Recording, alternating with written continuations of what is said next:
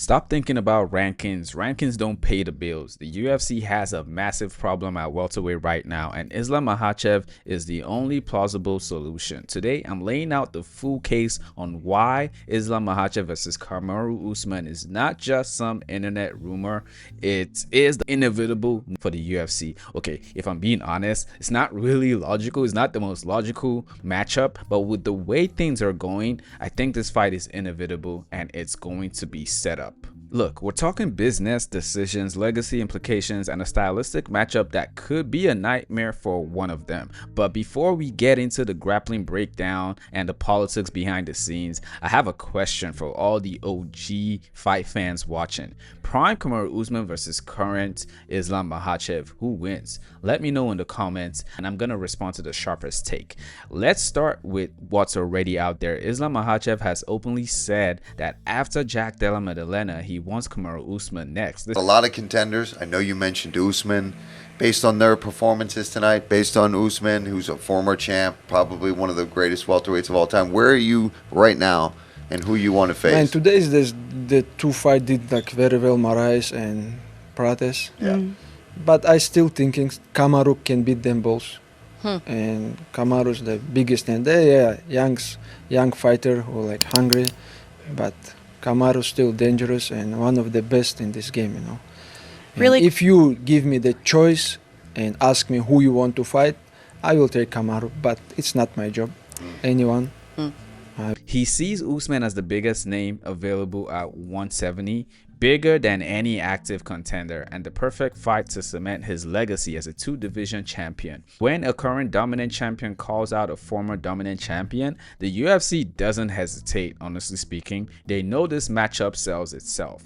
Shavkat Rakhmonov, Michael Morales, Ian Gary, and so many other people, Kamaru Usman might genuinely be the easiest stylistic matchup for Islam right now. And not really stylistic, but hear me out here. Usman is 37. He has chronic knee problems that have been talked about for years. He's been through multiple exhausting wars. Meanwhile, the young killers at 170 are pretty much fresh. They're still explosive and unpredictable. Shavkat is undefeated and dangerous everywhere. JDM has fight-ending power, but he's already canceled from that picture.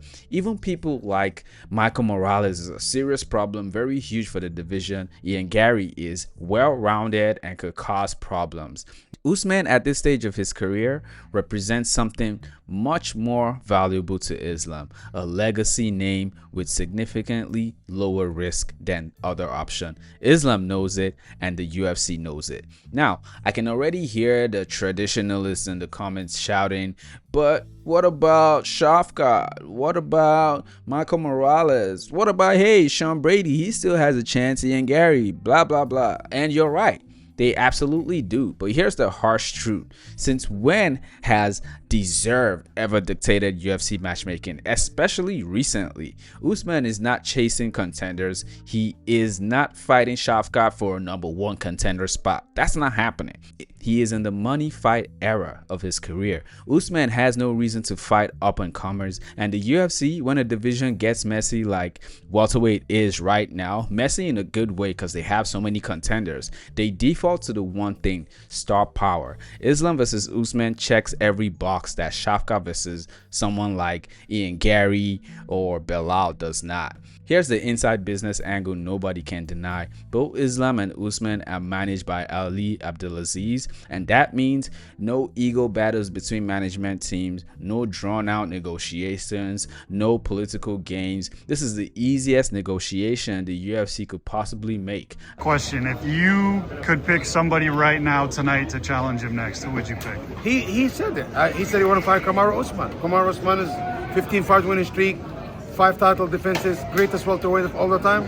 Beating all these young guys. What does that do for his legacy? It don't do nothing for his legacy. Kamaru Usman, it's a very tough opponent, and I represent him too. And it's not an easy night for anybody. Kamaru Usman is a real deal, and he want to fight the real deal. Ali walks into Hunter Kimball's office, says let's do it, and the deal is essentially done. That convenience matters more than fans realize, and Ali is already a known influential manager in the UFC. So I see this being easily set up without any long form back and forth. We are entering the new Paramount era of the UFC broadcasting, and with it comes a shift in matchmaking priorities, and I think we're seeing that already. Look at the recent booking decisions. The UFC is making fights that maximize entertainment value even if they don't fully align with rankings. They already set up something like Justin Gaethje versus Paddy Pimblett for the interim lightweight belt. They set up a matchup between Alexander Volkanovski and Diego Lopez, and in the past they've set up these type of ridiculous matchups that don't make sense. So I don't see how Islam versus Usman is something that will be crazy to imagine. Islam Makhachev versus Kamaru Usman is perfect for that. The pound for pound king versus the greatest or second greatest welterweight of his generation. That storyline is instant gold for casual fans and hardcore fans alike.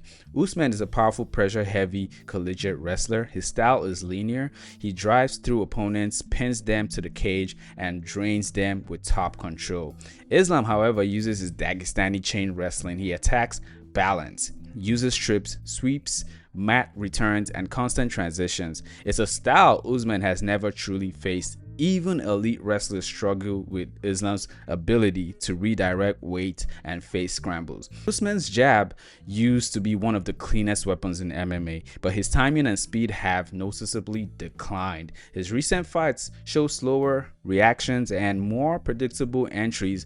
Islam, meanwhile, is in the best striking form of his career. He dropped Oliveira, he knocked out Volkanovski with a perfect setup. His timing is crisp and his confidence is sky high.